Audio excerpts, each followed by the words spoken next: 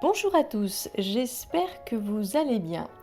Aujourd'hui, je vais évoquer avec vous un sujet un peu différent de ce que je peux vous proposer jusqu'à présent, mais qui reste dans le domaine de la voyance et qui n'est pas toujours connu de tous. Donc j'aimerais vraiment vous faire partager ça qui peut vous aider dans votre quotidien. Euh, Vous allez comprendre. Alors, je vais vous parler de l'égrégore. Ah, et oui. Donc, et si vous étiez prisonnier d'un égrégore, ça, vous allez l'apprendre, je vais vous y aider. Et si c'est le cas, je vais vous aider aussi à vous en défaire, l'identifier et tout ça. Alors, donc, peut-être que vous avez déjà eu l'impression de tourner en boucle sur un schéma, d'être aspiré dans des émotions qui ne vous ressemblent plus. Ça peut être le signe que vous êtes victime d'un égrégore. Alors, qu'est-ce qu'un égrégore? Vaste question. Alors, un égrégore, c'est une forme pensée. En fait, c'est une énergie créée et nourrie par des pensées, des émotions et des croyances récurrentes. On en parle souvent dans les contextes plutôt collectifs à la base. Donc, par exemple, ça peut être un égrégore d'un groupe religieux, d'une entreprise ou d'un mouvement spirituel, excusez-moi.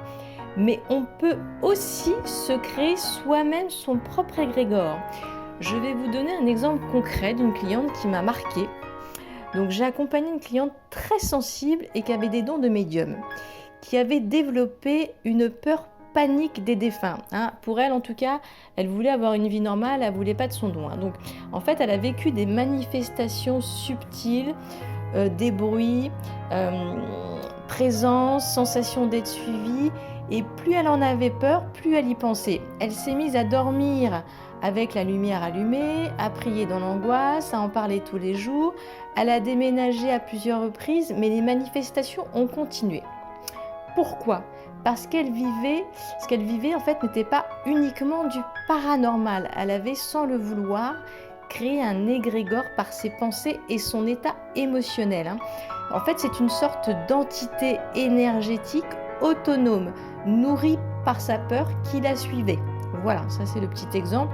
Voilà, même si j'ai débarrassé en fait à l'époque des vraies entités qui la poursuivaient, il y avait toujours cet égrégore que je ne pouvais pas. En tout cas, je ne pouvais pas l'aider. Elle devait s'aider elle-même. Donc, je lui ai expliqué comment supprimer cet égrégore elle-même. Alors, un égrégore peut devenir vivant sur le plan subtil. Il ne pense pas comme un humain ou comme un être décédé, mais il cherche à perdurer.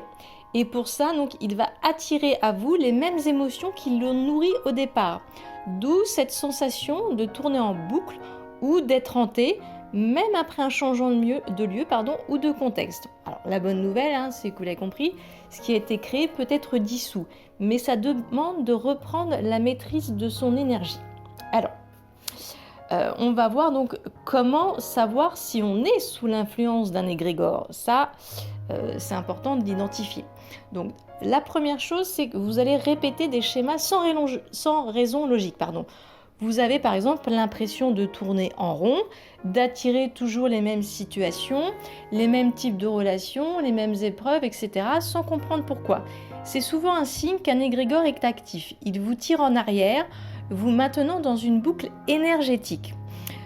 L'autre symptôme, qui peut être aussi un indice, c'est que vous ressentez une énergie lourde, oppressante, sans cause visible, des angoisses sans explication, un mal-être diffus, un poids que vous portez au réveil ou en entrant dans certains lieux ou contacts. Ce ne sont pas forcément vos émotions. Cela peut venir d'un égrégore auquel vous êtes connecté, un résidu émotionnel collectif ou personnel, devenu donc vivant, vibrant, on l'a compris, ou pesant. Autre symptôme, vous avez du mal à penser autrement qu'un groupe, ou une relation, ou une croyance. Vous sentez par exemple qu'il y a une pression invisible quand vous essayez de vous en détacher. Vous culpabilisez dès que vous sortez d'un schéma ou que vous osez être différent. Ça, c'est le signe d'un égrégore qui vous conditionne. Il n'aime pas les fuites d'énergie. Il pousse à la conformité subtile. Ça peut être un égrégore religieux, familial, spirituel ou même amoureux. Et oui. Alors, si vous sentez que vous n'êtes plus chez vous, dans votre propre énergie, Ce qui était naturel devient confus. Vous doutez constamment, par exemple, vous avez l'impression d'avoir perdu la main sur vos ressentis, vos décisions ou votre lumière. C'est souvent le signal que votre souveraineté intérieure a été détournée par quelque chose d'extérieur que vous alimentez sans le vouloir. Attention, c'est important de l'entendre. Alors, vous avez aussi un indice simple, si vous sentez que vous vous perdez en vous-même ou que vos choix ne sont plus clairs ni alignés, il est temps de poser la question. Est-ce que je suis encore maître à bord ou est-ce que je suis guidé par une énergie qui ne m'appartient pas? Alors, comment s'en libérer maintenant? Alors, il va falloir déjà reprendre votre pouvoir personnel. La première étape, c'est de réaliser que l'égrégore ne vous possède pas. Il n'a d'emprise que parce que vous lui en avez donné. En prendre conscience, c'est déjà reprendre les rênes. Ce n'est pas l'extérieur qui vous gouverne, c'est vous qui avez le pouvoir de changer les choses en vous. Alors, ensuite, vous allez devoir identifier l'égrégore. Donc, la petite astuce, demandez-vous à quoi suis-je connecté inconsciemment? Est-ce une émotion répétitive, une blessure du passé, un lien toxique, un groupe ou une croyance collective? Prenez un moment pour nommer cet égrégore. Quand vous le voyez clairement, il perd de sa puissance. Un exemple. Donc, je me rends compte que je nourris constamment l'égrégore de rejet, admettons. Car je revis sans cesse des situations où je me sens abandonnée ou invisible. Donc voilà, ça peut être cet exemple-là comme d'autres. Vous pouvez ressasser une situation par exemple amoureuse que vous n'arrivez pas à dépasser autre chose. Donc on nourrit un égrégore négatif. Voilà. Alors je vais vous donner un petit rituel ou une intention de coupure.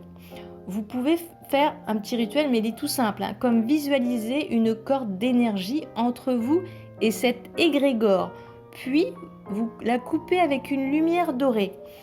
Alors, ce que je vous propose, donc c'est une petite mini guidance, on va dire, énergétique, voilà. Moi, je vous conseille de vous mettre au calme avec une petite musique. Fermez les yeux, imaginez cette forme énergétique devant vous. Vous voyez maintenant un vaisseau de lumière descendre du ciel, traverser votre cœur, puis coupez doucement tout lien toxique qui ne vous appartient pas. Ressentez comme vous êtes à nouveau libre et respirez profondément. Voilà. En quatrième, donc pour pouvoir vous en débarrasser tout ça, donc ne plus le nourrir. Ça veut dire quoi? Ça veut dire un égrégore vide de vos pensées, de vos mots et de vos réactions. Chaque fois que vous tombez dans les mêmes schémas, il se renforce. Alors, chaque fois que l'ancienne énergie revient, posez-vous ceci. Est-ce que je choisis de nourrir cela ou de me nourrir moi-même avec amour et conscience? Ensuite, reconnectez-vous à votre propre centre. Ça veut dire quoi? Ça veut dire qu'enfin, la libération ne suffit pas. Il faut remplir l'espace. Recentrez-vous. Pratiquez la gratitude. Méditez. Reconnectez-vous à votre lumière intérieure. C'est là que vous êtes invincible. Chaque jour, nourrissez-vous de ce qui vous élève. Nature, art, amour, silence, rituel personnel pour éviter de retomber dans l'ancien circuit. Alors, pour terminer, moi ce que je vous propose, c'est que ce que j'ai envie de vous dire en tout cas, c'est que vous n'êtes pas prisonnier de cette boucle, même si c'est un égrégore qui semble vous aspirer ou vous avez en vous la force de choisir autrement.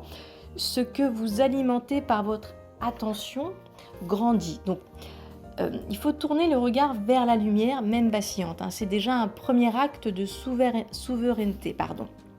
Alors, votre clé en tout cas aujourd'hui, c'est la conscience. Dès que vous devenez conscient de ce schéma, donc de ce lien, d'un point énergétique, il perd déjà une partie de son pouvoir. Donc ça, c'est la clé de votre libération. Vous n'avez pas besoin de tout comprendre, vous avez juste besoin de voir, de ressentir. Est-ce que ça me nourrit ou est-ce que ça me draine? Et à partir de là, vous pouvez choisir de ne plus nourrir ce qui vous éteint. C'est là que commence la vraie libération.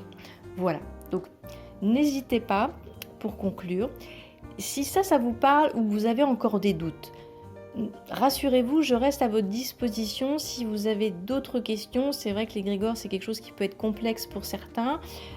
Donc je reste à votre écoute. N'hésitez pas à poser des questions en commentaire ici suite à cette petite vidéo ou directement m'appeler, me laisser un petit message si vous souhaitez en discuter ou que vous avez des interrogations, vous n'êtes pas sûr à ce sujet. Voilà.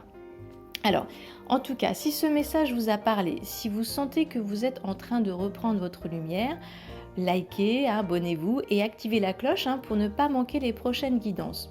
Je vous prépare bientôt une vidéo spéciale sur les schémas karmiques et aussi comment s'en sortir.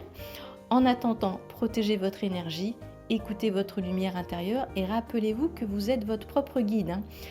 Et surtout, comme je le répète à chaque fois, n'oubliez pas de prendre soin de vous. Je vous dis à très bientôt.